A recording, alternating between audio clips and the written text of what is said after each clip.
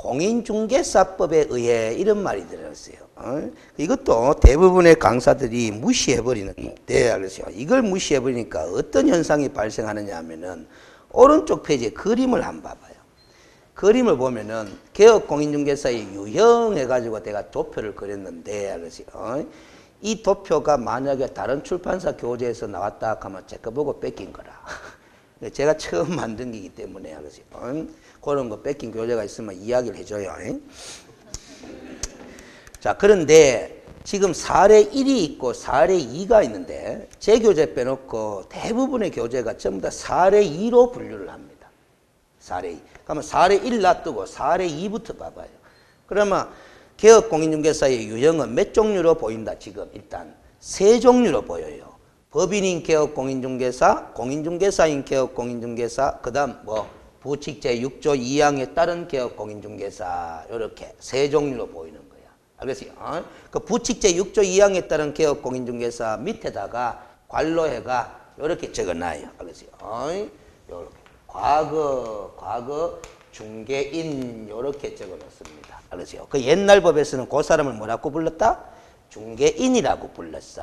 그러나 현행법은 표현이 부칙 제6조 2항에 따른 개업공인중개사, 이렇게 공식적으로 부릅니다. 알겠어요? 그럼 이 사람이 누구냐? 지난주에 이야기했던 자격증이 없는 사람이에요. 알겠습니까? 옛날부터 기득권 인정받아가 중개업을 쭉 하고 있는 사람이거든. 알겠어요? 숫자가 많다, 적다? 적다, 이 말이지. 근데 이 사람도 등록한 것으로 봐준다, 안 봐준다? 봐줍니다. 알겠습니까? 등록한 것으로 보는 자예요. 알겠어요? 그래서 개업공인중개사라는 꼬리표를 붙이가 있기는 있는데, 알겠어요? 용어가 적절하다, 부적절하다? 부적절하죠. 무슨 증이 없는데. 자격증도 없는 사람인데 개업공인중개사라는 꼬리표를 딱 붙여놨잖아. 알겠습니까? 이 부적절한 거예요. 현행법이 부적절한 용어를 사용하고 있는 것으로 제가 봅니다. 알겠어요? 그것도 어찌됐든 간에 법에 부적절이 있든 뭐였든 간에 현행법이 그 용어를 쓰니까 우리는 따라간다, 안 따라간다? 따라간다라는 거지. 알겠어요? 자, 근데 세 종류로 보이죠. 근데 법인인 개업공인중개사를 또 두 가지로 나누어 놨잖아. 무슨 법인과 무슨 법인으로? 특수법인과 중개법인을 놨다. 그럼 특수법인 밑에 관로에가 다른 법률의 규정에 의해 중개업을 할 수 있는 경우, 이렇게 돼 있어요. 알겠어요? 그걸 이제 특수법인이라고 용어를 쓰는데, 알겠어요? 대부분 이 사례 2를 따라가지고 교재를 써요. 알겠어요? 그러면 이 특수법인이 어떤 거냐? 잘 봐봐요. 지난주에 공부했던 지역농협 하는 법인이 있죠. 그리고 지역산림조합 하는 법인이 있죠. 산림조합, 단위조합들. 그 다음에 산업단지 관리기관 하는 게 있습니다. 관리기관. 그 다음에 한국자산관리공사 하는 게 있다, 이 말이지. 이 다 법인들 아닙니까? 그렇죠. 그런데 이걸 왜 특수법인이라고 용어를 쓰느냐 하면은 이 법인들, 알겠어요? 자, 여러분들 이걸 좀 기초로 들어가야 됩니다. 알겠어요? 민법에서는 사람을 자연인과 법인을 다 사람이라 한다. 지난번에 했죠? 자연인도 사람, 법인도 사람인데 자연인하고 법인은 어떻게 달라요? 아시겠습니까? 둘 다 사람 취급한다 하는데 어떻게 달라요? 자, 이렇게 하면 이제 너무 추상적으로 물어서 답하기 곤란할지 모르겠는데 자연인은 왜 자연인이라 하는 줄 알아요? 여러분들이 자연인이잖아. 저도 마찬가지. 왜 자연인이라고 부르겠어요?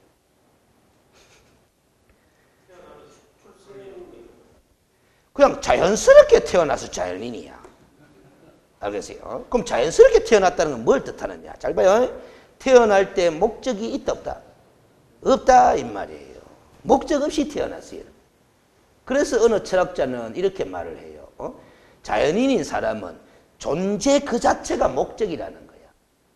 그래서 존재 그 자체가 목적이라는 거예요. 그래서 자연인인 사람은 수단시 취급되면 된다, 안 된다? 안 된다라는 거예요. 알겠습니까? 그런데 법인도 사람 취급하잖아, 법에서는. 그러면 이 법인은, 알겠어요? 태어날 때 뭐 가지고 태어난다? 목적 가지고 태어나는 거야. 알겠어요? 그러면 일단 자연인과 법인의 아주 본질적인 차이는 목적이 없고 목적이 있고, 이런 차이가 나는 거야. 알겠습니까? 그럼 이것도 법이다, 법인 아니다? 법인이다. 그럼 목적이 있다, 없다? 있다. 목적이 뭐겠어요?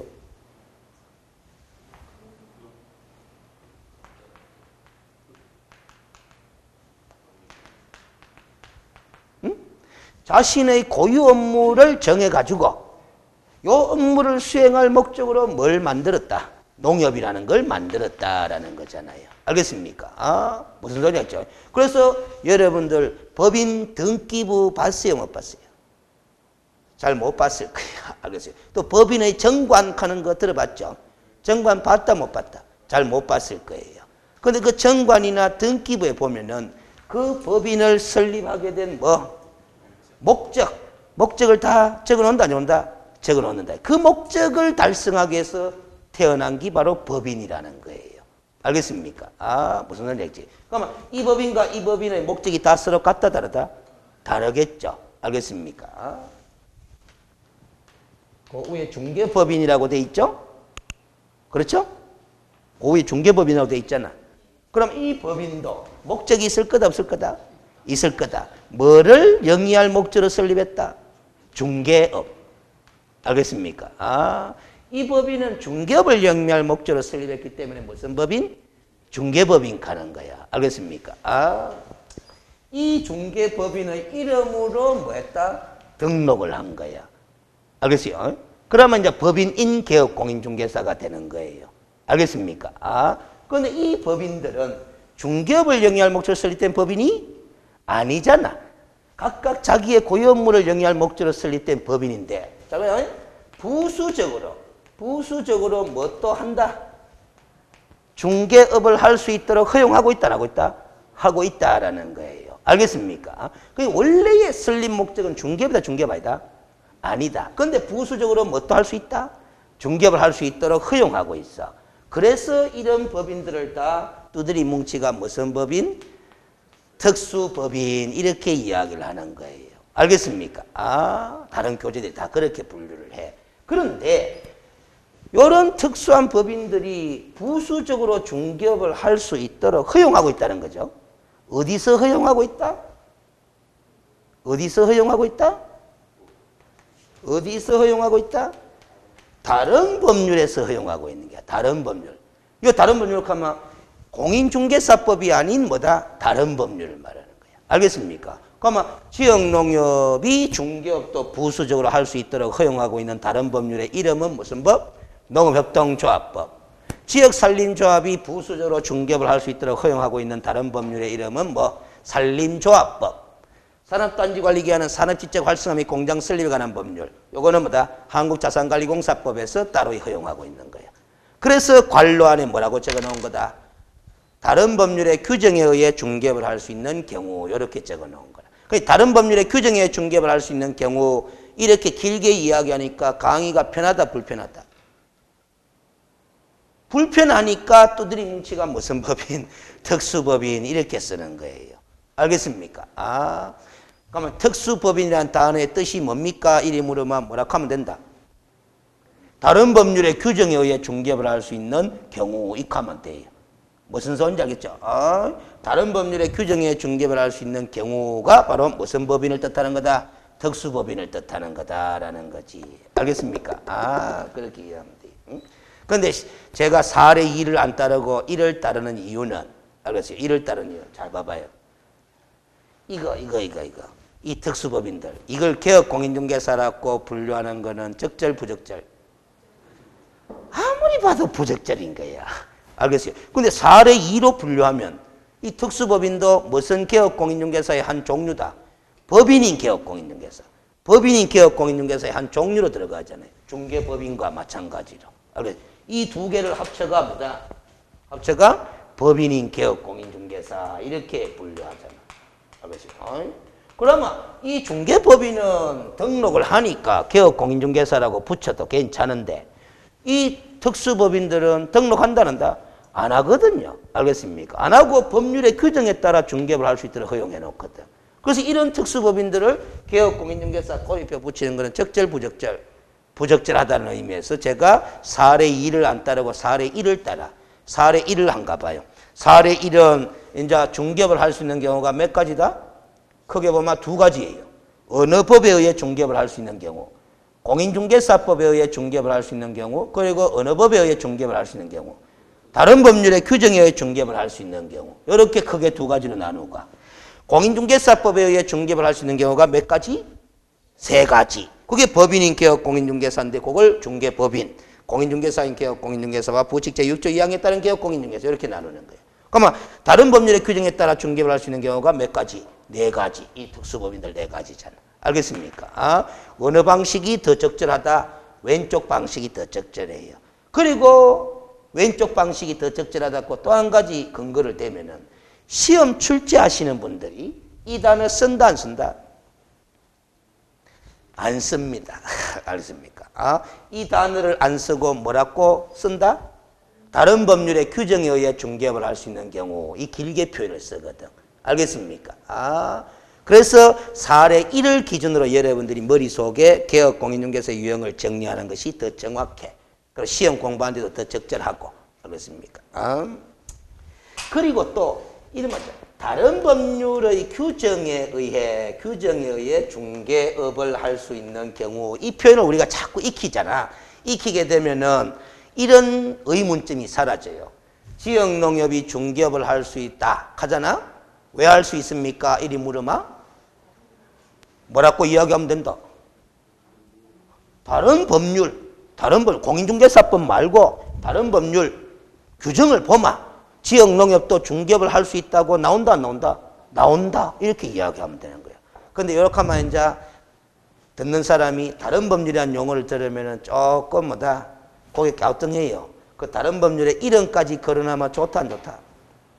좋아요. 무슨 법?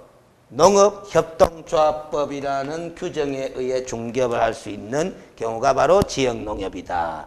농업협동조합법 법 이름까지 거론하면은 뭐다? 확 넘어갑니다. 설명 듣는 사람이. 알겠습니까? 그래야 됩니다. 그런데 우리 시험에서는 법 이름까지는 거론 안 해도 되니까 다른 법률, 요 표현을 익히면 돼. 알겠어요? 다른 법률. 법 이름 말만 사기 쳐먹기 좋습니다. 그러세요. 내용은 모르는데 법 이름만 알아도 사기 쳐먹기 딱 좋아요. 알겠어요? 보통 사람들은 법 이름 많이 안다 모른다? 모르거든. 알겠어요? 그 예를 들어서 알겠어요? 자, 그 의무경찰들이 주로 많이 단속을 하는데 교통경찰 있잖아요. 단속 딱 하가 창문 내려보라 이렇게 하잖아요. 그렇지? 창문 내려보라 하잖아. 그래가 뭐 운전면허증 제시하세요 한다. 그래서 운전자분께서는 뭐 도로교통법 제 몇 조 몇 항을 위반하셨습니다 하면서 가거든. 도로교통법 제 몇 조 몇 항 하면 운전자가 알아먹어요, 뭐 알아먹어요? 뭐 알아먹어요? 그 위반했는 거다 싶으지 뭐 그야. 그러면 제 같은 경우에 법 이름을 좀 알잖아. 그래서 그러니까 이런 정도의 위반은 도로교통법 85조 2항 3호에 따르면 훈방 조치 얼마든지 가능하도록 돼 있는 거 아니에요? 이렇게 보면 뭐 지도 도로교통법 85조 2항 3호 뭔지 모르겠거든. 더 강력하게 말이 탁 들어와 버려. 야, 이거 잘못 건드렸다가는 뭐 해먹겠다 싶으단 말이지. 알겠습니까? 그럼 큰 위반이 아니잖아요. 알겠어요? 그러면 그냥 다음부터 조심하세요 하고 그냥 가라 갈 수도 있다고. 강하게 나가버려야 돼. 솔직히 의무경찰이 도로교통법 75조 2항을 위반하셨습니다. 이렇게 이야기하는데 지가 75조 2항을 알겠어요. 그냥 찔러봤겠어요. 찔러봤을 수도 있거든. 알겠어요?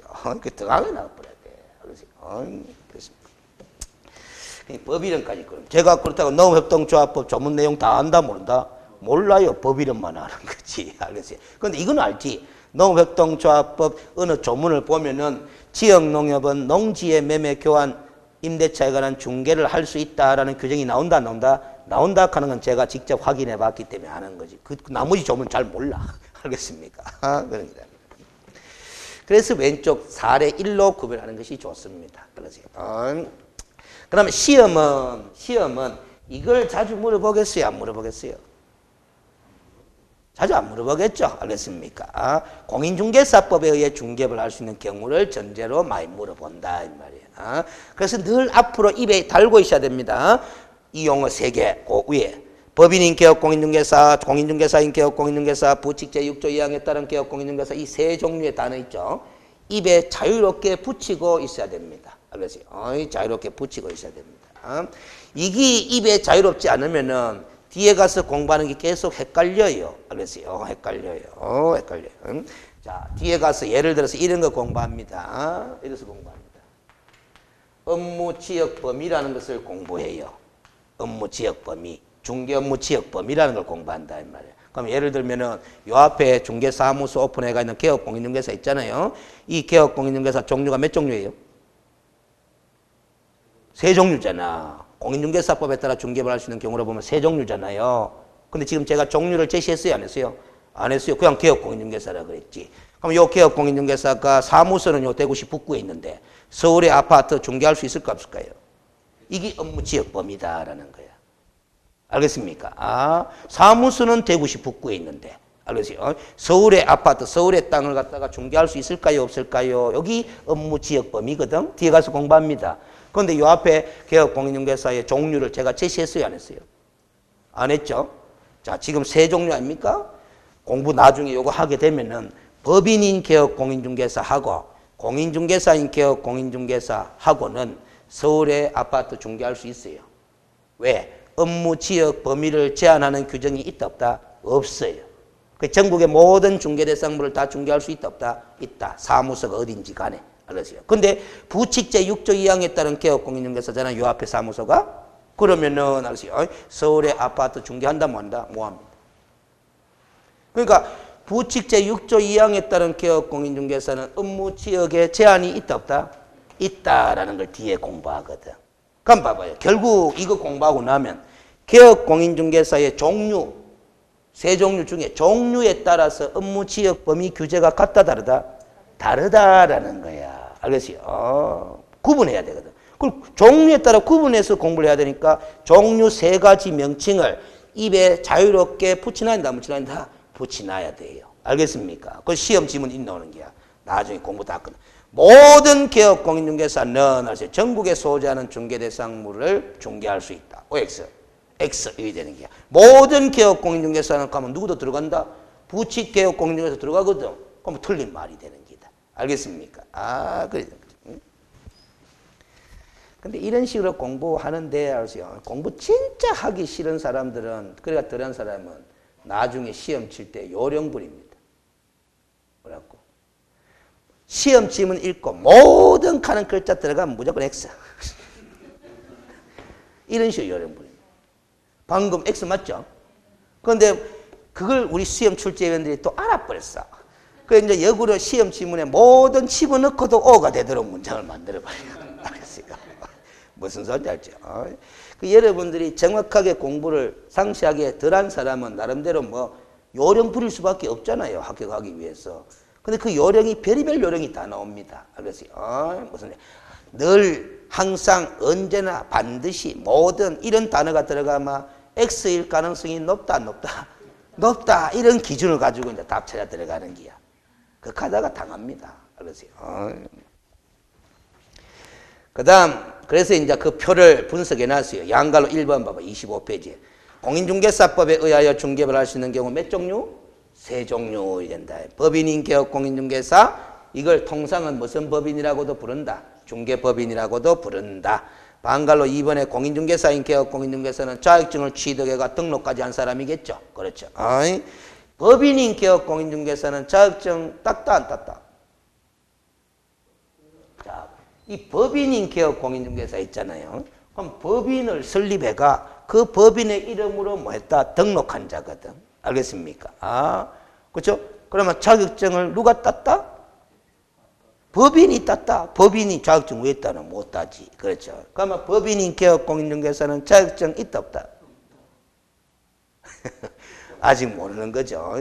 법인은 자격증 딸 수 없고 사람이라도. 알겠어요? 자, 그런데 알겠어요? 법인 설립회가 법인의 이름으로 뭐 한다? 등록하잖아? 아직 다음 주에 할 거지만 등록할 때 갖춰야 될 등록 요건이라는 게 있다 없다? 있다. 그 등록 요건에 법인의 대표자는 반드시 뭐라 해야 된다? 공인중개사이어야 한다 하는 게 나오는 거라.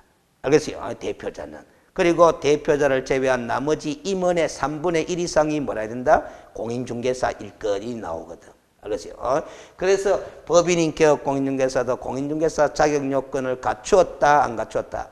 갖추었다라고 이렇게 일반적으로 평가를 하는 거예요. 알겠습니까? 그럼 지금 봐봐.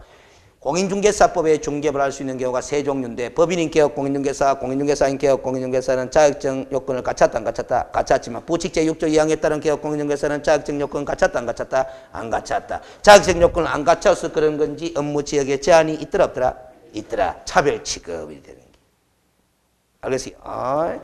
그래서 부칙 제6조 2항에 따른 개업 공인중개사는 뒤에 공부하면 업무 지역에 제한이 있거든. 그 왜 제한을 했을까? 왜 제한을 했을까? 이렇게 물으면 다른 개업 공인중개사는 다 전문성인 자격 요건을 갖춘 개업 공인중개사들이지만 부칙 제6조 2항에 따른 개업 공인중개사는 그 탄생 배경을 봤을 때 알겠어요? 자격 요건을 갖췄다 안 갖췄다? 안 갖췄지 않느냐? 그래서 전문성이 떨어지지 않느냐? 그래서 법을 만든 사람이 그걸 고려해가 업무 지역을 제한했다 안 했다? 제한했다. 이리 되는 거예요. 합리적 차별이다 아니다? 합리적 차별이다. 합리적 차별이라면은 평등의 원칙에 어긋난다, 어긋나지 않는다? 어긋나지 않는다라는 거예요.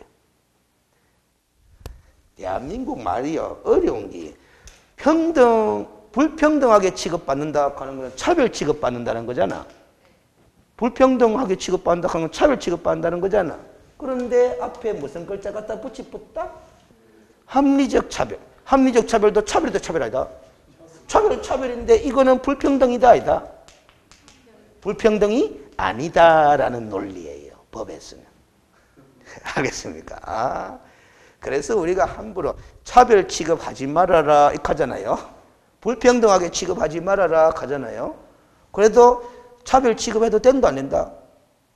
됩니다. 어떻게 차별 취급하면 된다? 합리적으로 차별 취급하면 돼. 알겠습니까? 말이라는 게 그래요. 이게 법은 논리입니다. 논리. 알겠어요? 그러니까 이런 식으로 말하니까 집사람이 이런 식으로 들어봐봐요. 얼마나 뭐다. 그 말이 비슷하고 근데 와 그리자고 따지고 구별하는 걔가 아마 짜증난다고. 알겠어요? 입국 다물고 살아야 돼. 안 그러면 못 살아. 알겠어요? 그래서 이걸 전문적으로 바꿔볼까요? 평등은 분배 내지 배분의 문제잖아요. 평등이라는 골고루 나눠지는 거잖아요. 골고루. 알겠어요? 그렇죠?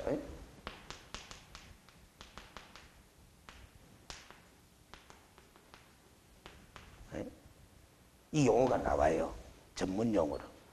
그래서 우리가 법대에서 공부하다 보면 법의 궁극적인 목적은 정의 실현에 있다 하거든. 그 정의 실현, 정의라는 것은 평균적 정의하는 게 있고 뭐 배분적 정의하는 게 있고 이한단 말이에요. 그 법이 추구하는 정의는 평균적 정의가 아니고 뭐 배분적 정의를 가리키는 거다 하면서 상세하게 공부를 해요. 알겠습니까? 평균적 정의 하는 거는 뭐다? 사과 한 개가 있으면은 형제가 2명이 있으면 딱 반쪽 하나가 나눠주는 거야. 똑같이. 그런데 배분적 정의 하는 거는 형이 뭐 3분의 2쪽 묻고 동생은 3분의 1쪽 묻는 거. 이게 배분적 정의야. 형이니까 조금 더 모을 수 있는 기다. 반대로 또 동생이니까 더 모을 수도 있는 거예요. 알겠어요? 같은 것은 같이 취급하고 다른 것은 다르게 취급하는 것이 뭐다? 그게 배분적 정의야. 배분적 평등이야. 다른데도 똑같이 취급하면 된다 안 된다? 안 되는 거예요. 알겠어요? 무슨 소리인지 알겠죠? 그런 것들이다. 합리적 차별할 수는 있어요. 그러니까 부칙 제6조 2항에 따른 개업공인중개사의 업무 지역을 제한하는 이 규정은 합리적 차별이기 때문에 헌법에 규정되는 평등의 원칙을 위반한 규정이 아니다. 이렇게 되는 거예요. 알겠습니까? 이 정도로 해놨으면 이제 부칙 제6조 2항에 따른 개업공인중개사는 업무 지역에 제한이 있더라. 기업 오래 간다 안 간다? 오래 가는 거야. 알겠습니까? 그 시험 문제 나오는 게거든. 알겠어요? 그런 게 되는 거예요. 뒤에 가서 공부합니다. 자, 그럼 됐고, 반갈로서 한번 이제 부칙 제6조 2항에 따른 개업공인중개사인데 읽어볼게요. 부칙 제6조의 경과 규정에 의해 중개업을 할 수 있는 자로서 경과 규정에서 기득권을 인정받아서 중개업을 할 수 있는 자로서 법인 및 공인중개사가 아닌 자로서 법인도 아니고 공인중개사도 아닌데 중개사무소 개설 등록을 실제로 했다 안 했다? 안 했지만 등록을 한 것으로 뭐한다? 보는 자 동그라미 칩니다. 알겠어요?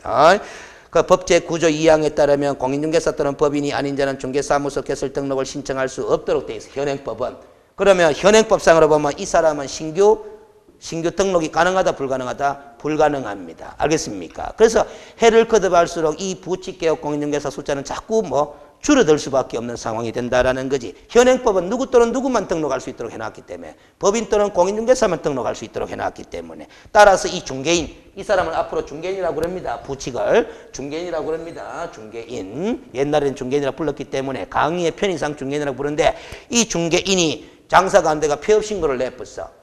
그래서 아니면 위법행위로 등록관청으로부터 등록 처처분을 받은 경우는 자동적으로 중개인으로서 신분이 상실돼 버리기 때문에 중개업을 앞으로 영위한다 뭐 한다? 뭐 한다. 중개업을 꼭 영위하고 싶으면 뭐 해야 된다? 자격증 따가지고 다시 등록해야 된다? 해야 된다라는 소리라요. 그래서 이 중개인이라고 부르는 이 사람 있잖아요. 부칙 제6조 2항에 따른 개업공인중개사가 옛날에는 많았다 안 많았다? 옛날에는 많았는데 숫자가 많이 줄었다는 거죠. 언제 많이 줄었겠어요? 한꺼번에 확 줄었습니다. IMF 터지고 확 줄었습니다. IMF 터지고 난 다음에 뭐다? 부동산 경기가 확 죽어버렸거든. 알겠어요? 그래서 중개인은 더 이상 영업을 유지할 수 있었다 없었다? 없었다. 알겠어요? 그래가 폐업을 할 수밖에 없었다. 알겠어요? 폐업해가지고 다시 영업하고 싶으면 뭐 딸 수밖에 없다? 자격증 딸 수밖에 없는 거예요. 그때 폐업 안 하고 견뎠으면 된다 낸다? 되는데 뭐 견딜 수가 있어야지. 수입이 없는데. 알겠습니까? 그때 많이 줄어버렸어요. 알겠습니까? 그 지금까지도 영업하고 있는 이 중개인분들은 그 고비를 넘겼다. 그러니까 현재 존재하는 중개인분들은 영업 능력이 있다. 이리 보시면 돼. 알겠습니까? 무슨 소리인지 알겠어요? 자, 그래서 공인중개사 자격을 취득하지 않는 한 중개사무소 개설 등록을 할 수 없을 것이다. 이렇게 되는 거. 그 자연스럽게 봐봐요.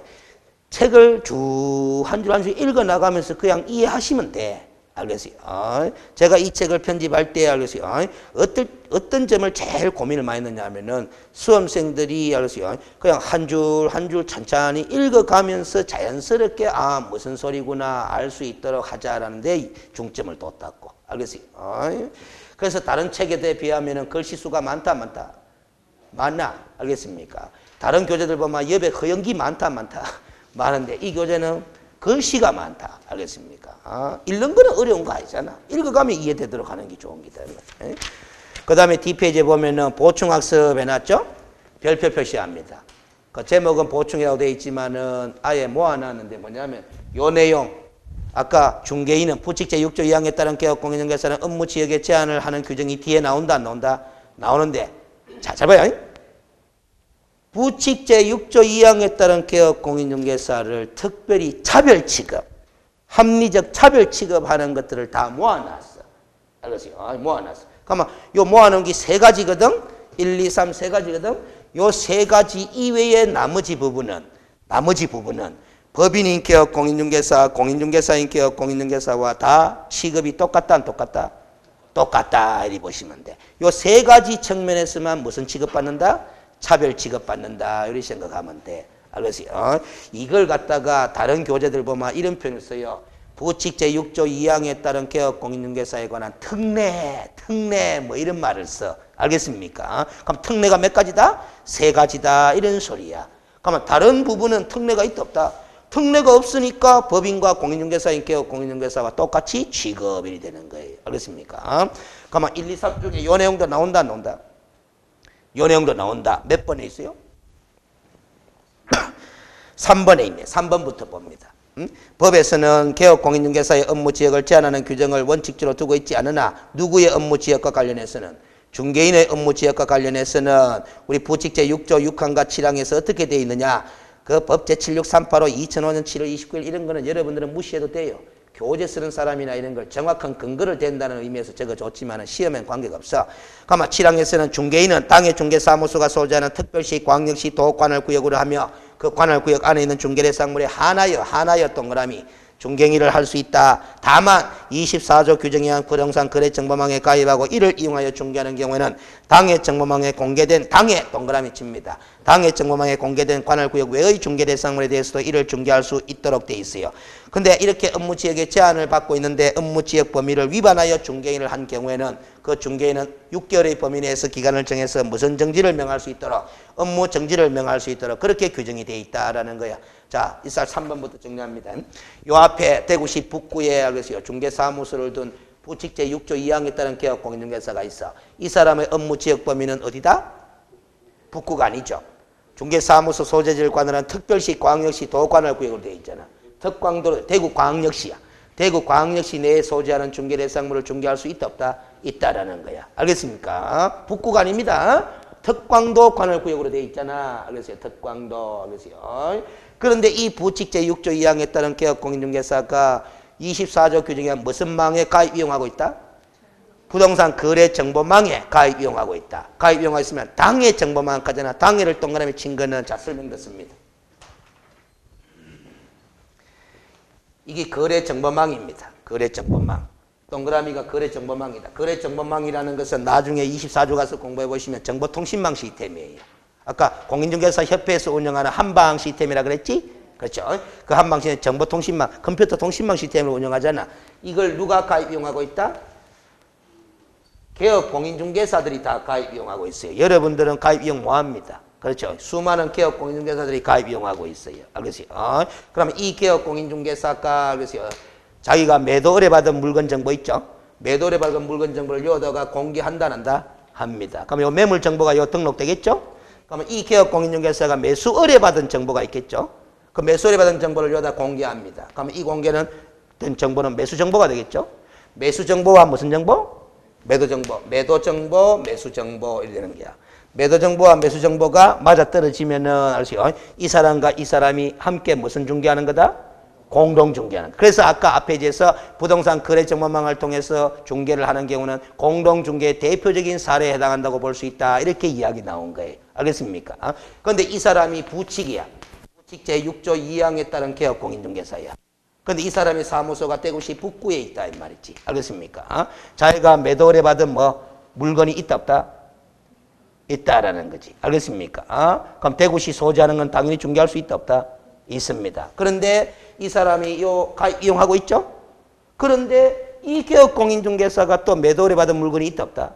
있습니다. 그런데 이걸 서울 아파트야. 매도 의뢰받은 아파트가. 거기 여기에 매물로 공개돼 있다 안 돼 있다? 돼 있습니다. 그러면 이 매물로 공개되어 있는 거는 이 부칙 제6조 2항에 따른 개업 공인중개사가 공동 중개를 통해서 함께 중개도 된다 안 된다? 된다라는 거야. 알겠습니까? 서울 아파트라도.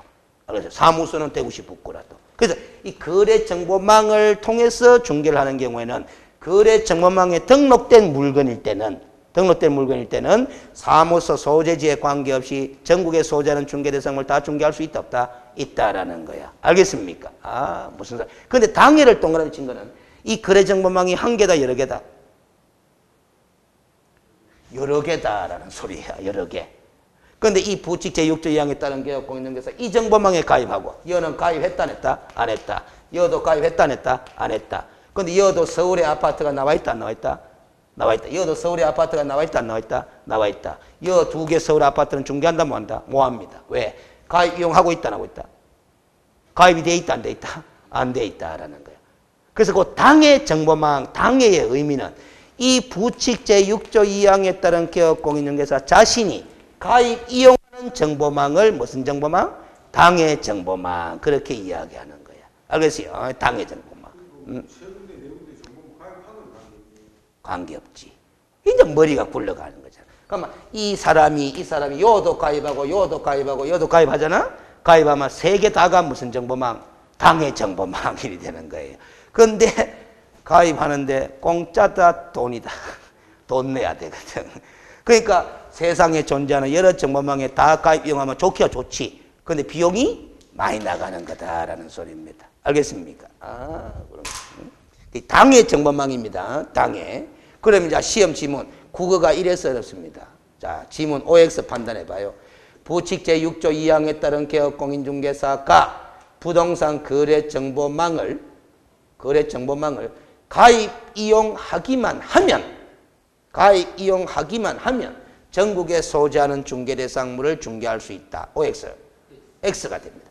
가입 이용하기만 하면, 가입 이용했잖아. 근데 여기에는 가입했나 안 했나? 안 했잖아. 그럼 여기 거는 중개하나 뭐하나? 뭐하잖아. 그러니까 전국에 중개대상물을 중개할 수 있다 하면 틀려요. 가입 이용하기만 하면이 아니에요. 가입 이용하더라도 무슨 정보망에 한해서만, 당해 정보망에 한해서만 중개가 가능한 거예요. 알겠습니까? 이게 국어야. 알았어요? 국어. 그래서 우리가 어떻게 보면은 그 실전에서 이렇게가 틀리는 사람도 종종 나와요. 반복 공부가 덜 돼 있는 사람들 중에서 뭐냐면 분명히 수업 들을 때 또 자기가 공부할 때 이해는 제대로 했다 안 했다.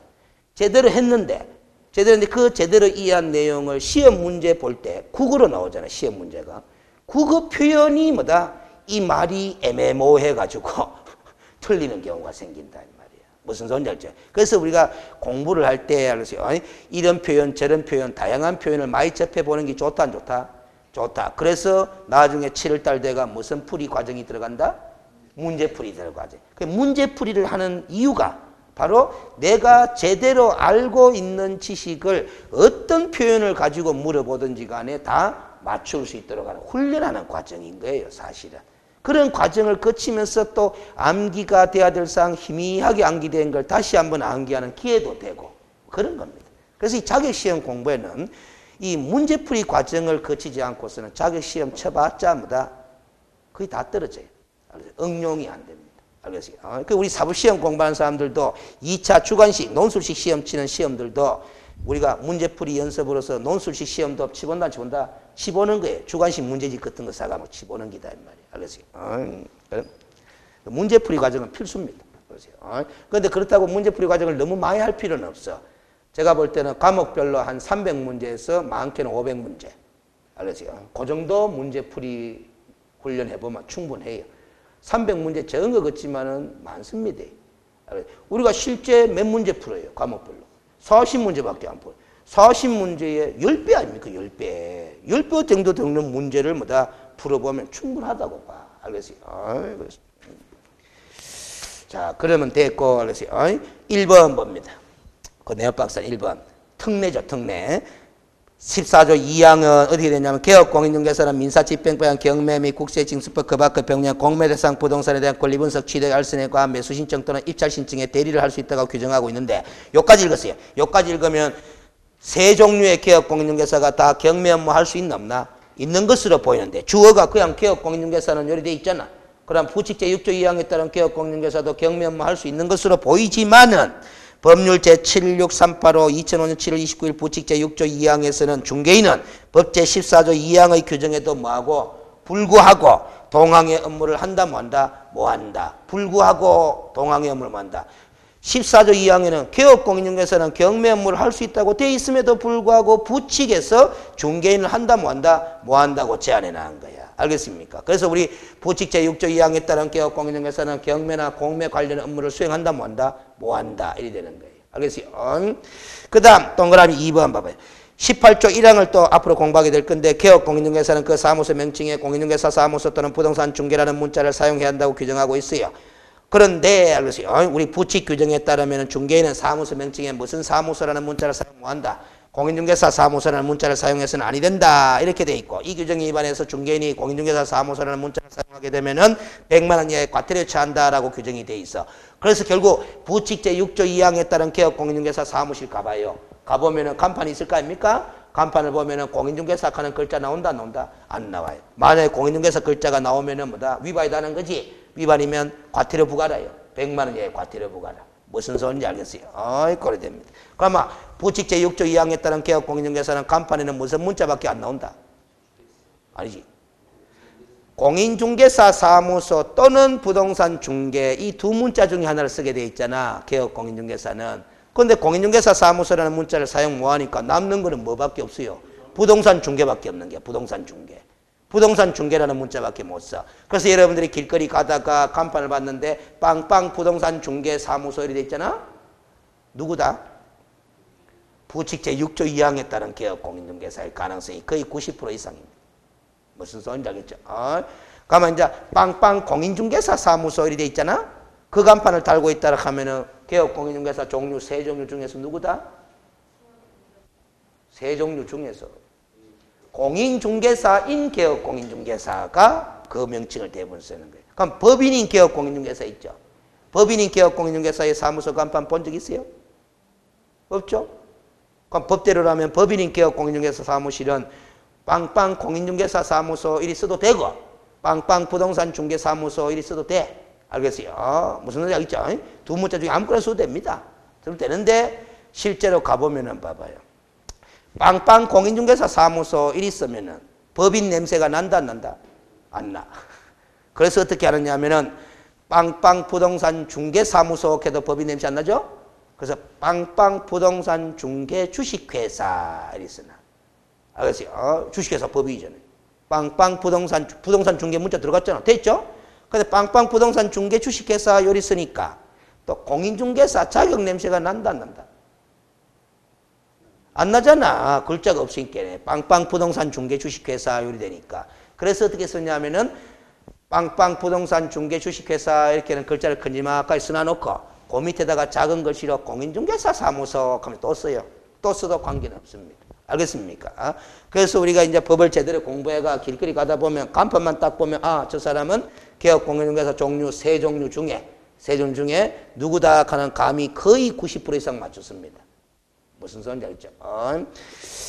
대부분 이제 자격증 없이 중개를 하는 부칙제 6조 2항에 따른 개업공인중개사는 전부 다 빵빵 부동산 중개야.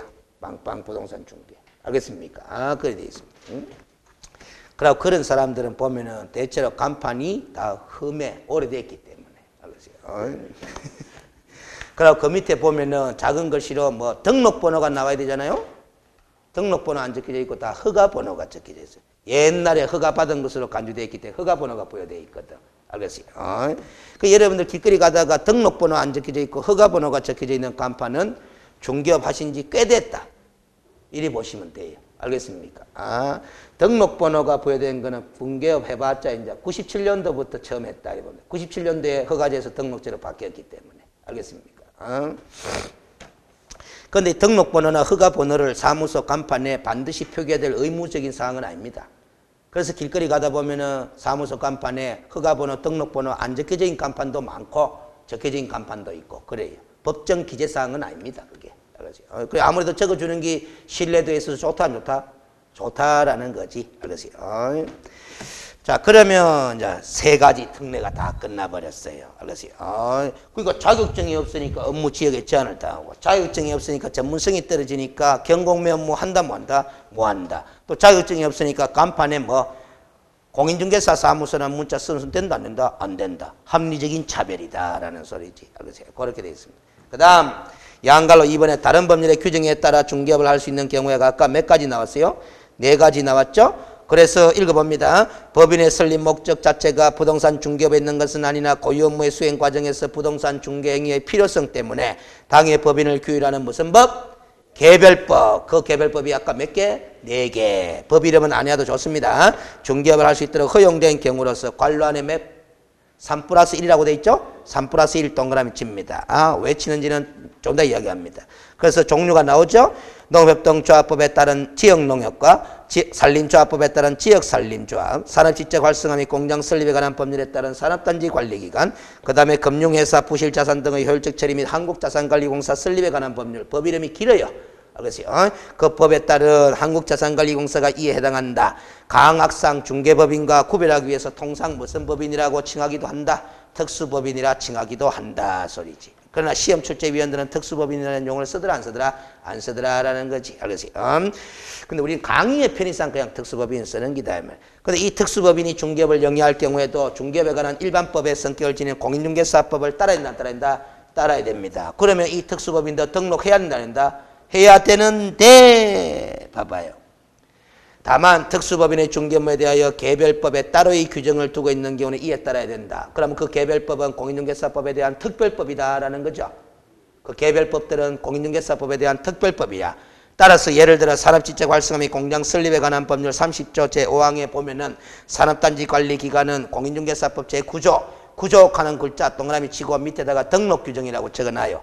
그래서 공인중개사법 9조에 보면 등록규정이 나오는데 그 등록규정에도 불구하고 해당 산업단지 안에 공장용지 및 공장 건축물에 대한 부동산 중개업을 뭐 없이도 별도 등록 없이도 동그라미 칩니다.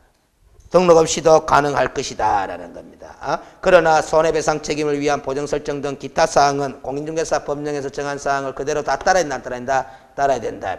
특별 규정이 있으면 그게 따르지만 특별 규정이 없으면 다 무슨 규정에 따라서 일반 규정에 따라서 다 일을 처리해야 된다라는 소리지. 그래서 우리가 산업지적 활성화 및 공장 설립에 관한 법률에 보면은 산업단지 관리기관이 공장 건축물의 중개업을 할 때는 공인중개사법 제9조 규정, 등록 규정을 적용한다, 한다? 적용하지 않는다라는 특별 규정을 두고 있기 때문에 등록 없이도 중개업을 가능해. 그러나 보정 설정 안 하고도 중개업할 수 있다라는 특별 규정은 없어. 그래서 보정 설정은 또 공인중개사법에 따라 해야 된다, 낸다? 해야 된다. 이런 논리가 되는 거예요. 자, 그러면 3 플러스 1 겠죠? 왜 3 플러스 1이냐? 세 가지는 등록 없이도 중개업해. 근데 한 가지는 등록해야 돼. 그 1이 누구냐? 자산관리공사야. 알겠습니까? 3 플러스 1은 누구다? 자산관리공사. 그러면 자산관리공사는 중개업을 하더라도 공인중개사법 구조규정, 등록 규정에 따라 등록해야 된다? 해야 된다라는 거야. 왜 등록해야 됩니까? 이리 물으면 이렇게 하면 돼요. 자산관리공사법에 등록 규정을 적용하지 않는다라는 특별 규정이 있다 없다? 없어서 그렇다 이렇게 하면 돼. 알겠습니까? 특별 규정이 없으니까 일반 규정에 따라 뭐 해야 된다? 등록해야 된다. 그래서 몇 플러스 1? 3 플러스 1 이렇게 공부합니다. 그럼 3은 등록한다 안 한다? 안 한다. 1은 등록하고 써야 된다. 이렇게 되는 게 알겠어요?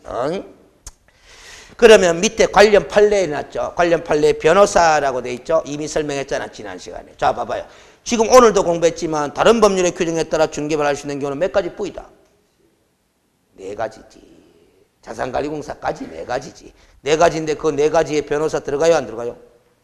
안 들어가잖아. 그럼 자 변호사는 변호사법이라는 다른 법률의 규정에 의해 중개업을 할 수 있는 경우에 들어간다 안 들어간다? 안 들어간다라는 거지. 알겠습니까? 변호사법 어디에도 중개업을 할 수 있다 하는 말 나온다 안 나온다? 안 나온다라는 겁니다. 알겠습니까? 아, 그러면 변호사도 중개업을 하고자 마음을 묻으면은 변호사법에 특별 규정이 없잖아? 없으니까 일반 규정인 공인중개사법 제9조에 따라서 뭐 해야 된다? 등록해야 돼. 등록하려니까 등록기준 갖춰야 된다 안 갖춰야 된다? 갖춰야 된다. 등록하려니까 등록기준 갖춰야 되잖아. 그래서 마지막 줄 읽어봐요. 중개사무소 개설 등록 기준을 적용받지 않는다고 할 수는 없다. 적용받지 않는다고 할 수는 없다. 적용받는다라는 소리잖아. 적용받지 않는다고 할 수는 없다 하는 말은 적용받는다라는 소리잖아. 적용받으니까 변호사도 등록 기준 갖춰가지고 등록해야 된다. 해야 된다. 그런데 서울의 모 변호사는 뭐다? 자격증도 안 따고 등록 기준도 안 갖추고 등록도 안 하고 중개업을 했다. 그 혐의로 지금 재판받았는데 1심에서는 무죄, 2심에서는 유죄인이 나왔다는 거지. 알겠습니까? 아, 그런 게단 말이에요. 가만히 이제 봐봐요. 우리가 여러분들이 나중에 자격증 취득해가 영업을 하잖아.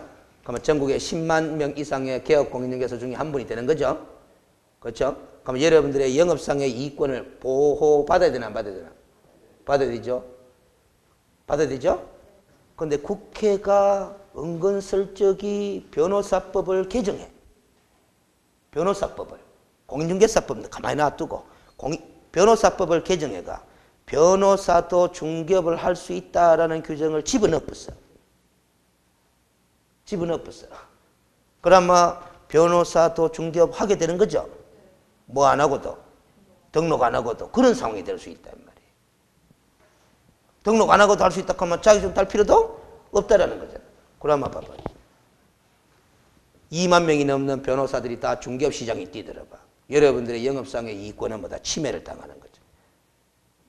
그럼 여러분들이 영업하는 과정에서도 법무사라는 분들, 아니면 변호사라는 분들, 이런 사람들이 우리 부동산 중개 업무하고 좀 관련이 있는 직역이잖아요. 그럼 그분들이 중개업을 하려고 폼 잡는 걸 예의주시하고 살펴보고 있어야 된다, 없어야 된다? 있어야 되는 거야. 국회에서 변호사법이 개정되는 상황을 지켜보고 있어야 되는 거야. 법무사법이 개정되는 상황을 지켜보고 있어야 되는 거야. 관심을 가지고 있어야 된다 이 말이지. 관심을 늘 지켜보라는 소리보다는. 그런데 그런 생각도 없이 그냥 내만 열심히 하면 된다 싶다 보면 은근슬쩍 국회에서 변호사법 개정돼 봐요. 여러분들은 어렵게 딴 자격증 따나 마나가 돼본단 말이에요. 무슨 소리인지 알죠? 그런. 그래 우리가 알겠어요. 우리 그 학교 입장에서는 저기 금융부동산과지만은 신입생 모집이 쉽다 어렵다. 취약 연령이 이제 애를 안 놓으니까 알겠어요. 고등학교 졸업생 숫자가 줄어들잖아요. 그러니까 대학교 입학하는 숫자가 줄 수밖에 없다 이 말이에요. 알겠어요. 그런데 만약에 봐봐요. 공인중개사법 개정회가 이 법 개정회가 공인중개사 자격 시험의 응시 요건을 개정해가 4년제 대학이든 2년제 대학이든 부동산 관련 학과를 졸업한 학생은 뭐다? 공인중개사 자격 시험의 1차 시험을 면제한다. 이런 조문 하나 집어넣어봐라. 그래서 지금 없거든. 한번 집어넣어봐봐요. 가만히 있어도 학교 입학하려고 하는 사람 천지다 안 천지다? 천지야. 1차 시험 지구과목 공부하기 어렵거든. 개론하고 민법, 편사특별법 공부하기 어렵거든. 근데 학교 2년 동안 졸업만 하면 뭐다? 1차 합격 시켜준다는데. 알았지요? 2차만 공부하면 된다는데. 학원으로 간다. 학교부터 먼저 간다. 학교부터 먼저 가고 그 다음에 2차 공부하러 학원 오는 거야. 알겠습니까? 그럼 학원에는 1차 강의 된다 안 된다? 안 되는 거예요. 알겠어요? 다 먹고 살기 바쁜데 학교에 등록금 내고 학교 댕기지. 알겠어요? 무슨 문제 아세요? 그러면 뭐 난리 납니다. 알겠어요? 자, 그 다음 됐죠. 밑에 표가 있습니다. 이 표는 일단 별표를 해둡니다. 별표를 해두는데 지금 공부할 필요가 없어요. 어차피 한 바퀴 다 돌고 나면 자동적으로 정리가 되는 표입니다. 결국 이 표는 무슨 표냐 하면은 이기다. 특수법인 4개 있죠. 이 특수법인 4개에 대한 특례 규정들이야. 특례 규정들. 그 특수법인을 차별 취급하는 내용들 다 모아놓은 기다 이 말이에요. 알겠습니까? 모아놓은 거. 그러면 앞으로 이 내용까지 다 고려해가 앞으로 공부한다는 다 하게 돼 있는데 도표로 모아놓은 거예요. 일단 별표는 해도 돼. 알겠어요? 지금 볼 필요는 없습니다. 어찌됐든 요 생각만 하면 돼요. 앞으로 공부해가는 과정에서 이 특수법인들은 조금 특이하게 취급하는 내용이 군데군데 있다 없다? 있다 하는 그 생각만 가지고 그러면 앞으로 공부해가는 과정에서 특수법인을 특이하게 취급하는 내용이 나올 때마다 별표하면 된다 안 된다? 되는 거예요. 알겠습니까? 그거 다 모으면 이 표가 되는 게 이거지. 알겠어요? 그 다음 5번에 소속 공인중개사에 나왔는데 자격증 취득해가지고 취직했다는 거죠. 그래서 개업 공인중개사에 뭐된 공인중개사로서 소속된 공인중개사로서 관로는 일단 보지 맙니다. 중개업무를 수행 동그라미 칩니다. 중개업무를 수행하거나 이렇게 있죠. 개업 공인중개사 중개업무를 보조하는 자 보조 동그라미 칩니다. 그러면 소속 공인중개사는 직원인데도 중개업무 수행할 수 있다 없다? 있다. 보조도 할 수 있다 없다? 있다라는 소리입니다. 여기 중개업무를 수행할 수 있다 하는 말은 이렇게 생각해요. 소장님인 개업 공인중개사가 할 수 있는 일은 다 할 수 있다. 알았어요? 직원이지만 소장님이 할 수 있는 일은 누구도 다 할 수 있다? 소속 공인중개사가 다 할 수 있다. 이렇게 생각하면 돼. 알겠습니까? 자, 그래서 알았어요? 이 소속 공인중개사의 특징은 일단 자격증을 취득해가 있기 때문에 개업 공인중개사와 마찬가지로 중개업무를 수행할 수 있는 반면에 무슨 일도 할 수 있다. 보조하는 일도 할 수 있다. 그래서 그렇게 알아놔요. 알았어요? 그 다음에 관로는 설명 안 했습니다. 조금 이따 설명합니다. 오른쪽 페이지부터 갑니다. 6번의 중개보조원입니다. 뭐가 아닌 자다? 공인중개사가 아닌 자예요. 아닌 자 동그라미 칩니다. 자, 이것 때문에 일단 여러분들이 올 연말에 공인중개사 자격증을 취득하잖아? 취득하면 공인중개사죠. 그렇죠? 공인중개사 맞잖아, 자격 취득하면. 그러면 연말에 자격증을 취득하면 평생 가져보지 못하는 직업이 하나 생깁니다. 무슨 직업이? 평생 가져보고 싶어도 가질 수 없는 직업이 하나 생겨. 뭐, 중개보조원. 중개보조원 하고 싶어도 한다, 뭐 한다? 뭐 한다라는 거예요. 알겠습니까? 왜? 중개보조원이라는 것은 뭐가 아닌 자기 때문에. 공인중개사가 아닌 자가 전제돼야 되기 때문에. 여러분들이 자격증 따는 순간 공인중개사가 돼버거든. 알겠습니까? 그러면 뿌덕뿌덕 나는 중개보조원 되고 싶다 하면 뭐 하면 된다? 자격증 취소당하면 돼. 알겠습니까? 근데 자격 취소 당하잖아요? 당하고 난 다음에 바로 중개보조원으로 취직 뭐 해요? 나중에 10조 공부하면 결격사유 조문을 공부하는데 자격 취소 3년이 경과되지 않은 자는 중개업에 종사할 수 없도록 제한돼 있어. 그러니까 자격 취소되고 난 다음에 몇 년 지나가? 3년 지나가 다시 중개보조원으로 취직하면 돼. 알겠습니까? 그러면 3년 동안은 뭐만 하면 된다? 자격 취소 당했으면 3년 동안은 보조원으로 가지도 못하잖아요. 그럼 3년 동안 뭐만 한다? 공부만 하는 거예요. 다시 시험 쳐야 되니까. 알겠습니까? 왜냐하면 오늘 해 자격 취소 당했잖아? 바로 시험도 응시도 못합니다. 공인중개사 자격 취소 3년이 경과되지 않은 자는 공인중개사가 될 수 없어요. 응시 자격에 제한을 받습니다. 응시 자격도 제한받고 중개보조원으로 근무할 수도 없어요. 그래서 3년 동안은 뭐만 해야 된다? 공부만 해야 되는 거예요. 알겠어요? 그런 것들을 앞으로 다 공부하게 됩니다. 어찌됐든 이 중개보조원은 공인중개사가 아닌 자로서 개업 공인중개사에 소속되기는 소속 공인중개사와 마찬가지지만 중개대상물에 대한 현장 안내, 일반 서무 등 개업 공인중개사의 중개업무와 관련한 단순한 업무를 말한다. 보조 동그라미 칩니다. 그러면 이 중개보조는 중개업무 수행한다 뭐한다? 뭐한다. 무슨 일만 한다? 보조하는 일만 하는 게야. 보조. 그럼 여기서 보조하는 일이 어느 정도까지가 보조하는 일로 봐야 될 거냐라는 이게 애매모호해요. 실무로 가면. 알겠어요? 자, 예를 들어서 알겠어요? 등기부 등기사항 증명서 있죠? 등기사항 지금은 인터넷상으로도 발급받는데 옛날에는 등기소에 다 갔잖아. 그렇죠? 그럼 등기소에 간다 치고 등기사항 증명서를 발급받아 오는 일, 요거 중개 업무다, 보조 업무다. 보조 업무다. 그러면 발급받아 왔어. 등기사항 증명서 발급받아 왔어. 왔으면은 그 등기사항 증명서를 분석한다, 안 한다?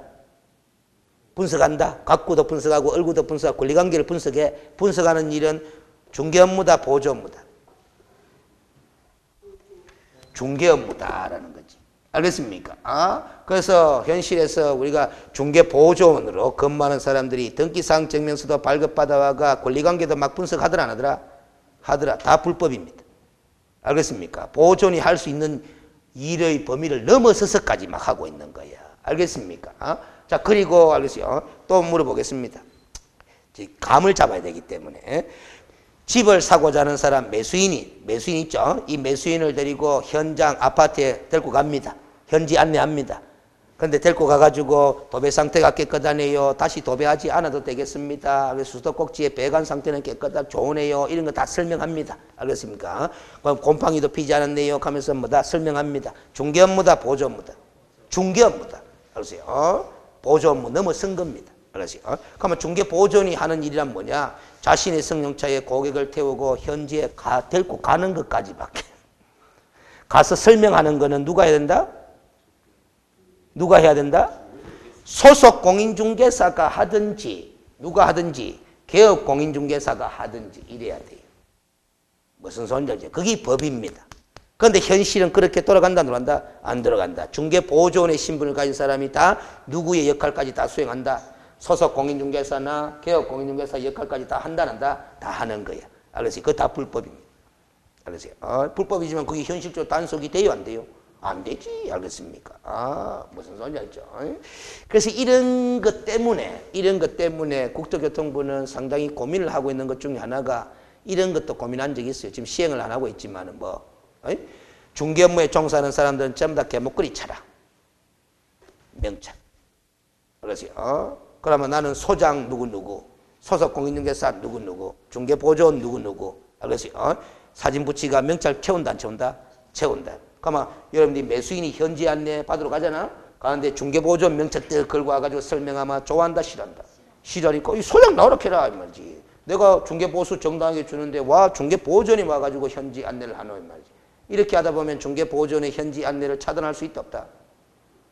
있다라는 거예요. 알겠습니까? 근데 이런 게 이제 민원이 제기될 가능성이 많죠. 그래서 아직까지 시행하고 있지는 않아요. 알겠습니까? 그럼 하여튼 간에 이 법을 전부 다 현실에서 집행하는 과정에서 알겠어요. 제대로 이루어지지 못하기 때문에 그 법의 허술함을 법 집행 과정의 허술함을 이용해 가지고 불법을 저지르는 경우들이 많다는 것은 이해를 하셔야 됩니다. 알겠어요? 그런데 우리가 영업하는 사람들은 그런 걸 좀 적절히 할 줄 알아야 된다 몰라야 된다? 알아야 돼. 알겠습니까? 법을 100% 준수해가 돈 벌어먹는다 못 벌어먹는다? 못 벌어먹는다. 알겠어요? 그런데 우리가 이런 건 있는 게 내가 하는 행위가 불법이 될 소지가 있다 내지 불법이다 하는 걸 알고서 저지르는 거하고 모르고서 저지른 거하고는 다르잖아요. 그렇죠? 불법을 저지르라도 뭐 알고 저질러야 된다 이 말이에요. 알고. 알겠어요? 자, 그러면 소속 공인중개사와 중개보조원의 차이점을 제가 잠시 볼까요? 지금 두 용어의 개념을 공부했는데 그래서 소속 공인중개사와 중개보조원의 차이점 일단 이야기해봐요. 뭐가 차이가 있어요? 응? 자, 자격증이 있고 자격증이 없고 이 차이 나죠? 자격증이 있는 것 때문에 이 사람은 무슨 업무를 수행할 수 있고 중개 업무를 직접 수행할 수 있는 거다. 물론 보조도 할 수 있고 이 사람은 자격증이 없기 때문에 중개 업무를 수행한다 뭐한다? 뭐한다? 무슨 업무만 한다? 보조 업무만 한다. 물론 우리 공인중개사법이 어느 정도까지가 보조냐 어디서부터 중개 업무에 들어가느냐 명확한 규정은 없어요. 제가 몇 가지 사례는 던져드렸지만 알겠어요. 명확한 규정은 없어. 알겠어요? 그래서 이때까지 시험 문제 나온 적이 없어요. 이걸 중개 업무로 봐야 되냐, 이걸 보조 업무로 봐야 되느냐, 중개 업무냐, 보조 업무냐, 가려봐라 하는 문제 나온 적이 있다, 없다? 없습니다. 법이 불명확하기 때문에. 알겠습니까? 그러면 중개 업무, 요까지 공부해서 지금 우리가, 요까지. 중개 업무 수행하고 뭐하고. 근데 앞으로 공부 더 하면은, 알았어요? 이런 것도 공부합니다. 인장 등록 의무 하는 걸 공부해요. 도장 등록. 알겠어요? 도장 등록. 그럼 인장 등록, 요 사람은 인장 등록 의무가 있다, 없다? 있다. 왜? 중개 업무를 수행할 수 있는 사람이니까 자신이 수행한 중개 업무의 책임 소재를 명확히 해야 된다? 해야 된다. 그래서 그 자신이 행한 중개 행위에 사용할 인장을 뭐해라? 등록해라. 등록했으면 그것도 사용해라, 사용하지 말아라, 사용해라. 그래서 서명 및 날인 의무가 있습니다. 이 사람은 개업공인중개사 소장님과 함께 서명 및 날인해야 될 의무가 뒤에 나와. 근데 이 사람은 중개 업무를 수행 뭐하죠? 뭐하니까 중개행위에 따른 책임 소재를 명확히 할 필요 있다, 없다? 없다. 그래서 인장 등록 의무도 없어. 인장 등록하지도 않으니까 서명 날인하는 것도 있다, 없다? 없다. 그래서 우리 중개사무소에서 중개보조원이라는 사람이 도장 찍는 일은 없어요. 알겠어요? 도장 찍을 일은 없어. 무슨 소리인지 알겠죠? 그러니까 지금 앞으로 이런 걸 공부해 가는데, 알겠어요? 이게 명확히 인식되면 이런 건 자동적으로 이해가 되는 거예요. 알겠습니까? 합리적 차별 했잖아. 같은 거는 같이 취급하고 다른 거는 다르게 취급해야 된단 말이야.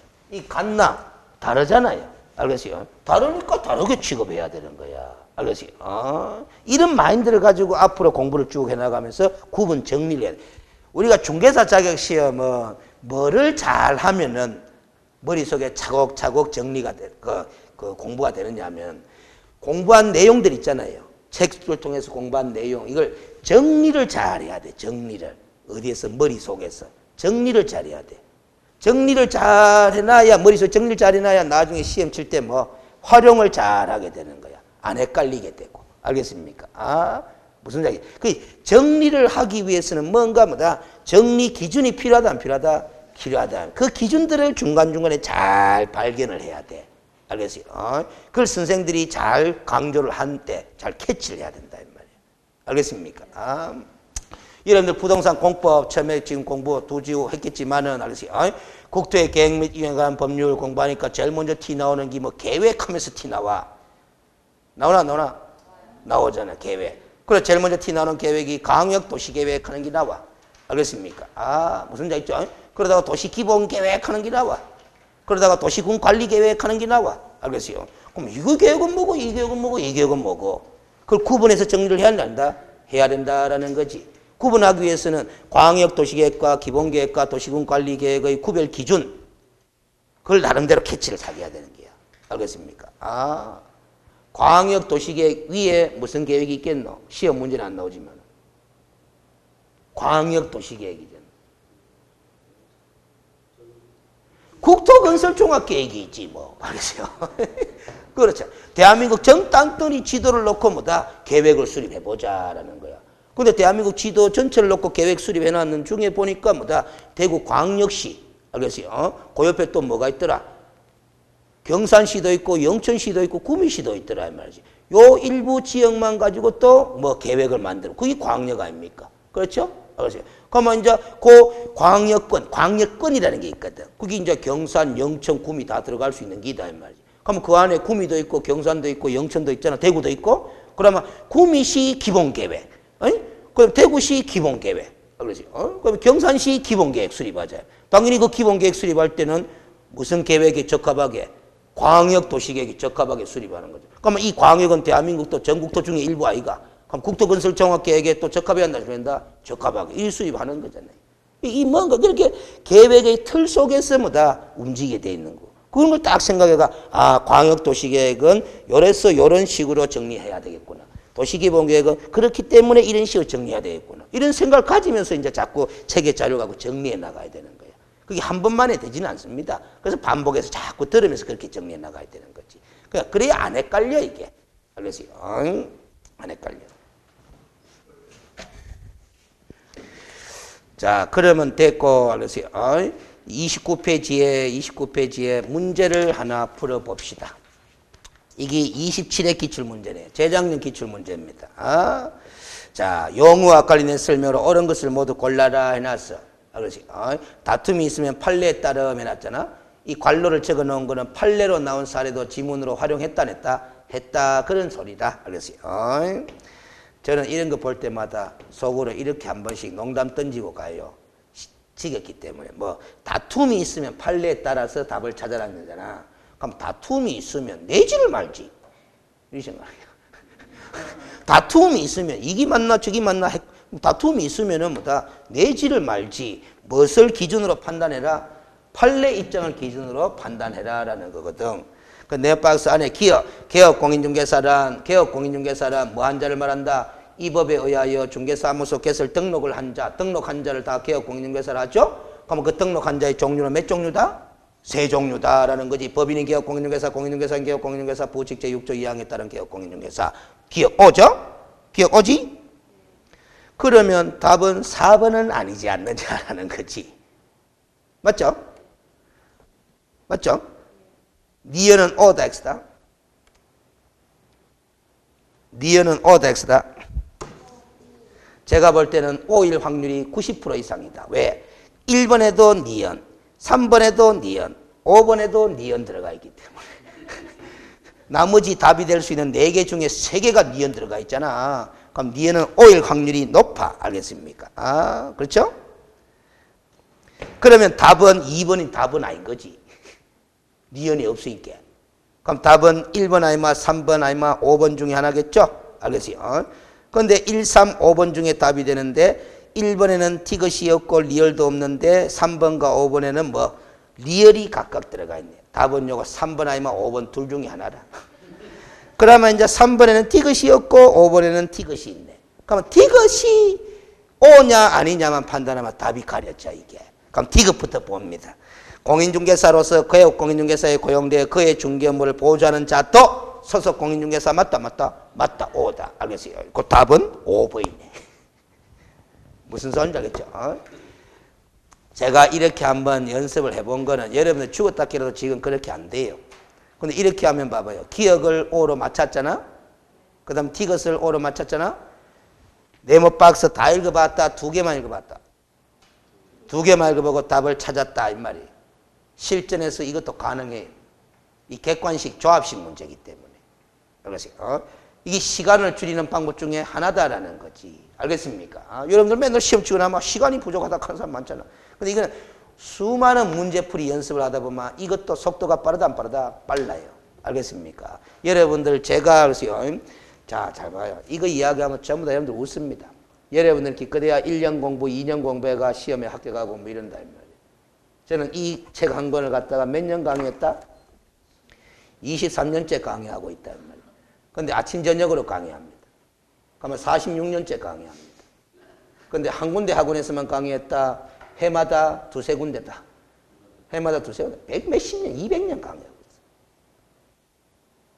무슨 얘기죠? 연수도 연수지만은 일주일에 이걸 똑같은 내용을 몇 번 반복한다? 학원이 3군데 붙으면 6번 반복을 해요. 일주일에. 그렇잖아. 학원이 5군데 땡기는 선생님들은 10번 반복을 하는 거예요. 주야로. 똑같은 내용을. 그렇잖아. 그걸 10년씩 강의해봐요. 문제풀이 칠판할 때 한다고 하잖아? 그럼 그 똑같은 문제를 갖다가 뭐 일주일에 10번씩 반복해 풀어요. 그걸 10년씩 반복하면 이런 식으로 퍼뜩 답이 보인다 안 보인다? 보이는 거야.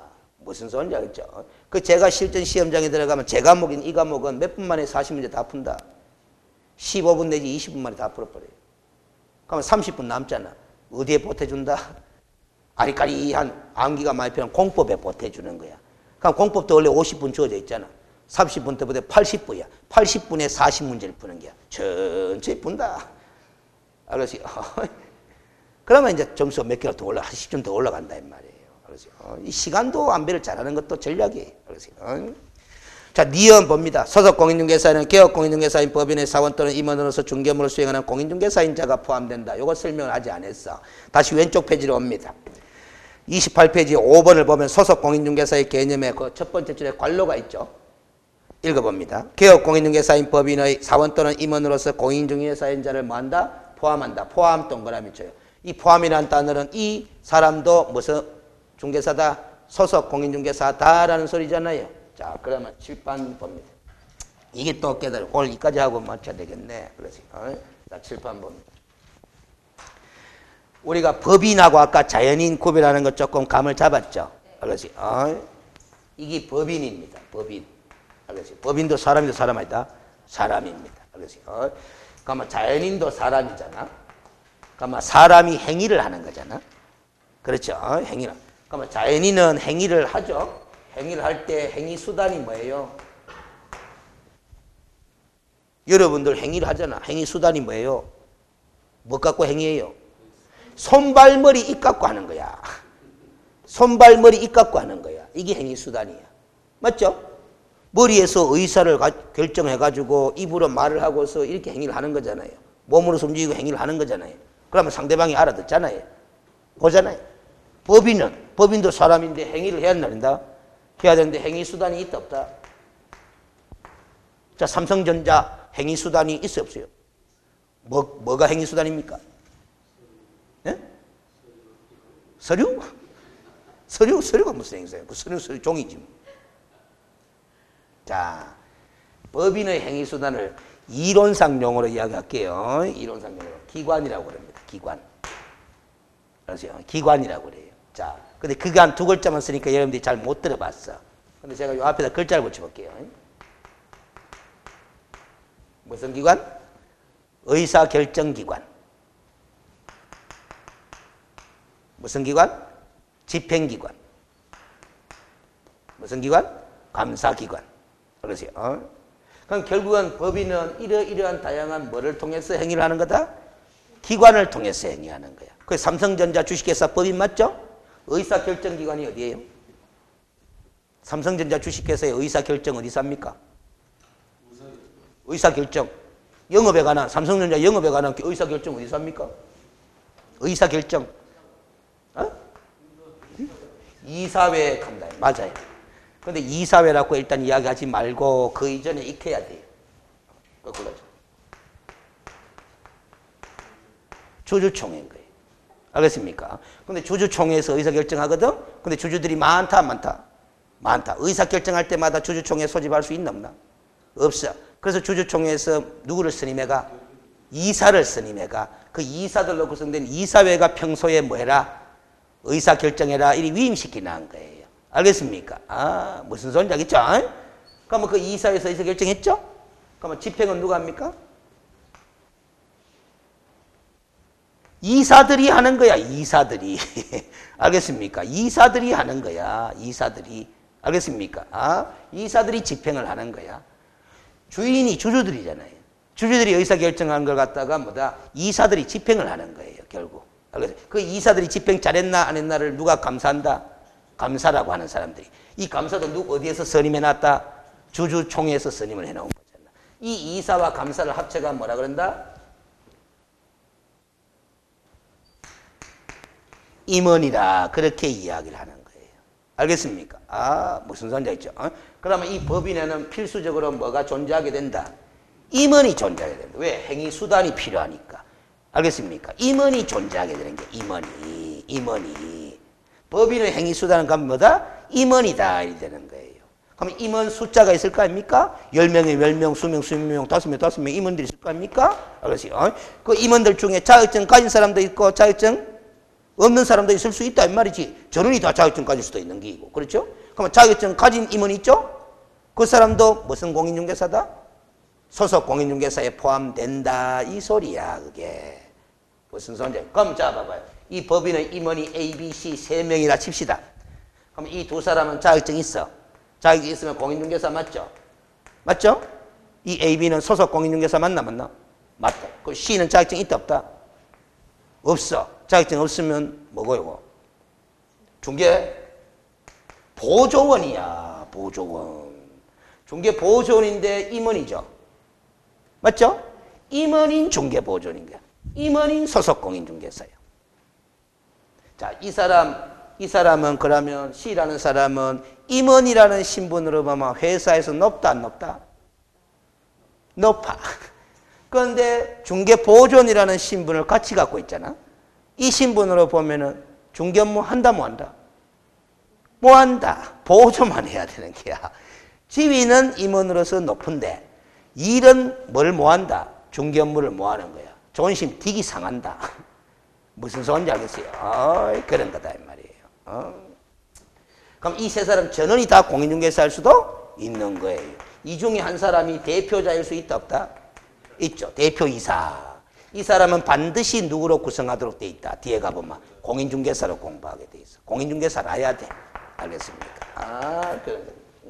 자, 그러면 임원 말고 임원이 아닌 사람도 있다 없다? 법인에 가면 회사에 가면 임원이 아닌 사람도 있나 없나? 있잖아요. 과장님, 차장, 대리 하는 사람이 있잖아. 알겠어요? 그런 사람들은 임원이 아닌 자죠? 거기 DE가 있다 치자. 그러면 이 D가 자격증 갖고 있다 안 갖고 있다? 있다. 그러면 공인중개사 맞죠? 이 사람은 소속 공인중개사 맞다 맞다? 맞아요. 근데 이 D하고 AB하고 차이점이 뭐고? AB는 임원이고 D는 뭐다? 임원이 아닐 뿐이지 둘 다 소속 공인중개사이면 마찬가지야. 자, 그러면 명심해야 됩니다. 법인인 개업 공인중개사로 오면은 임원인 소속 공인중개사도 있고 임원이 아닌 소속 공인중개사도 있다. 그럼 중개보조원도 임원인 중개보조원이 있고 뭐 임원이 아닌 중개보조원도 있다라는 거. 그거 명심하셔야 됩니다. 요거 자격증 땄는 사람들도 잘 모르는 경우 많아요. 그렇지. 이 뒤에 가면 활용을 해야 될 때가 있거든. 그러니까 법인인 개업 공인중개사의 경우에는 임원인 소속 공인중개사, 임원이 아닌 소속 공인중개사. 중개보조원도 임원인 중개보조원, 임원이 아닌 중개보조원으로 구별할 수 있다라는 거. 그러면 공인중개사인 개업 공인중개사 사무실, 부칙 제6조 2항에 따른 개업 공인중개사 사무실은 법인체가 아니잖아요. 거기에는 임원이라는 사람이 있다 없다? 없습니다. 알겠습니까? 항상 그래서 시험 문제 글을 읽을 때 임원이라는 글자가 등장하면 다 법인인 개업 공인중개사를 전제로 다 구성한다고. 그런데 그러면은 임원인 소속 공인중개사와 임원이 아닌 소속 공인중개사가 구별될 수 있다는 걸 늘 생각하시고 계셔야 돼. 그런데 이 관란에 보니까 사원하는 말이 있죠. 자, 명심해야 됩니다. 일단 엉뚱한 생각을 적기 위해서 앞으로 중개사 시험 공부할 때 합격할 때까지는 사원이라는 두 글자가 나오면은 무조건 뜻을 알려고 노력할 필요 없어. 없고 뭐하고 같은 말이다. 임원하고 같은 말이다. 뭐하고 같은 말이다? 임원하고 같은 말이다. 사원은 뭐하고 같은 말이다? 임원하고 같은 말이다. 알겠어요? 그러면 회사원 갈 때 사원이 여기서 말하는 사원은 회사원 갈 때 사원이 아니다라는 소리예요. 알겠습니까? 뭐하고 같은 말이기 때문에 임원이기 때문에 우리가 임원인 사람을 회사원이라 안 그러잖아. 알겠습니까? 누가 우리 직업이 뭐고 하면 뭐다?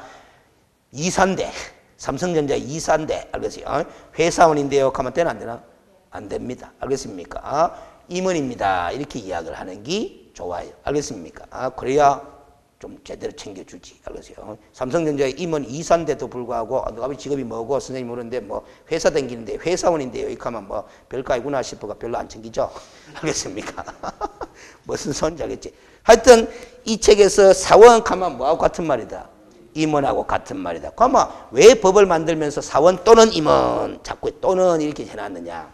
이 법인이 주식회사일 수도 있거든요. 유한회사일 수도 있거든요.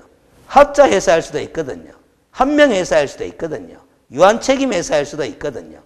협동조합 기본법에 따른 협동조합일 수도 있거든요. 뒤에 가서 공부하면. 그러면 이 법인의 형태에 따라가 그걸 임원이라고 불러야 되는 경우가 있고 뭐 사원이라고 불러야 될 경우가 있어서 자꾸 사원 또는 임원으로서 이런 말을 쓰는 거기 때문에 이 과목에서 사원 하는 말은 뭐하고 같은 의미로 취급하면 된다.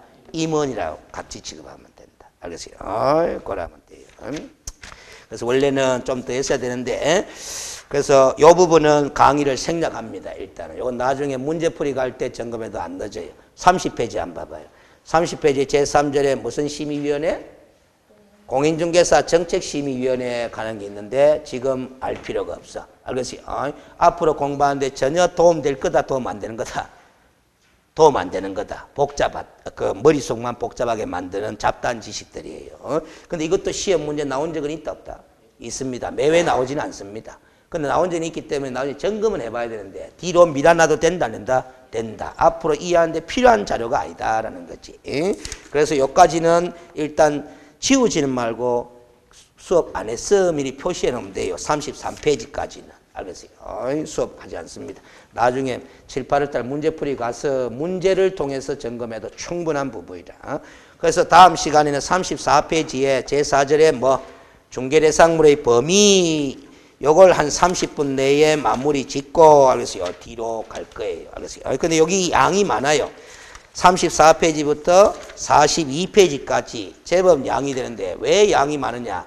요 부분에서 매회 한 문제가 나왔거든. 알겠어요? 그래서 시험 문제는 이라 중개대상물에 해당되는 것을 모두 골라라라는 거거든. 알겠어요? 그런데 우리는 이미 이걸 풀기 위한 기초를 다 다졌어요. 자, 중개대상물의 범위는 토지 외웠잖아. 건축물 외웠잖아. 그리고 임모 외웠잖아. 광업재단도 외웠잖아. 공장재단도 외웠잖아. 그렇죠? 이거 외웠으면은 자동차 없는 거 알죠? 권리금도 없는 거 알죠? 그럼 자동차나 권리금은 중개대상물이다 아니다? 아니다라는 거. 항공기도 중개대상물이 아니다. 선박도 중개대상물이 아니다. 다 아는 거잖아요. 그렇죠? 자, 그런데 토지 중개대상물 맞아요 안 맞아요? 그런데 여기서 이제 알아야 돼요. 토지라도 중개대상물이 될 수 없는 토지가 있어. 그런 걸 알아야 돼. 건축물 중개대상물 맞잖아? 맞잖아? 건축물이라도 중개대상물이 될 수 없는 건축물이 있어. 그래서 그걸 이제 깨달아야 되는 게. 자, 어디서 엮으면 되느냐 하면은, 봐봐요. 우리가 중개라는 것은 거래 당사자 간의 거래 행위를 알선하는 게 중개라 그랬잖아. 그렇죠? 거래 당사자 간의 뭐를? 거래 행위를 알선하는 것이 중개라 그랬는데, 이 거래 물건이 토지잖아요. 이 토지인데, 토지 중에서도 거래가 일어나는 토지, 거래가 불가능한 토지 있나 없나? 그럼 거래가 불가능한 토지면 중개대상물이 된다, 안 된다? 안 된다라는 논리가 나오는 거야. 토지라도. 그럼 지금 이런 물건이라도 뭐가 가능해야? 거래가 가능하면 중개대상물 된다. 이렇게 하면 돼. 공부 다 했어, 벌써. 그럼 아파트 분양권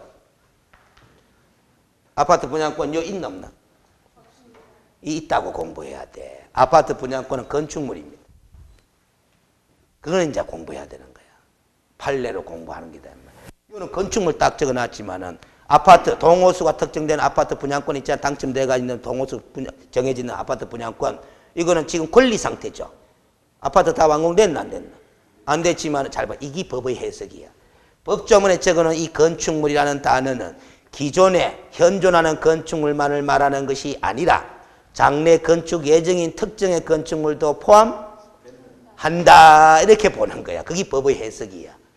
그러면 동호수가 특정된 아파트 분양권은 아직까지 완공은 안 됐잖아. 완공은 안 돼도 장래 건축 예정인 건축물로 볼 수 있다 없다? 있다. 그래서 중개대상물이 된다 안 된다? 된다. 왜? 그 동호수 특정된 아파트 분양권은 장래 건축 예정인 건축물 맞고 그 장래 건축 예정인 건축물인 분양권도 거래가 가능하다 불가능하다? 가능하다. 그러니까 거래도 가능하니까 중개대상물이 된다. 이런 식으로 공부하는 거예요. 에? 군사시설 보호구역 내에 사유지. 토지 맞나 맞나? 맞잖아. 그런데 거래가 가능하다 불가능하다? 가능하다. 그럼 중개대상물이 된다. 이렇게 되는 게. 군사시설 보호구역으로 지정되어 있다 하더라도 거래한다 뭐 한다? 한다. 거래는 하잖아요. 단지 거래가 매수했다 하더라도 군사시설 보호구역이라는 용도구역이 지정되어 있기 때문에 그 지정 목적에 부적합한 행위는 한다 뭐 한다? 뭐 한다는 것뿐이지 이용이 규제된다는 것이지 거래가 불가능한 것은 아니지 않느냐. 그런 걸 깨달아 놓으면 이 파트는 다 끝나는 거예요. 외우는 거 아닙니다. 어떤 사례가 나올지는 몰라요. 근데 이제 판례로 나온 사례는 우리가 다 읽어봐 줘야 돼. 판례를 그대로 뺏기가 시험징을 내기 때문에. 알겠습니까? 그런 식이다. 그렇게 하시면 돼요. 그걸 다음 시간에 30분 정도 마무리 짓고 그래서 뒤로 넘어가도록 하겠습니다. 오늘은 여기까지 하고 다음 주에 34페이지 하자 하면 됩니다. 다음 주부터는 조금 분량이 많아집니다. 많아집니다. 자, 마칩시다. 수고하셨습니다.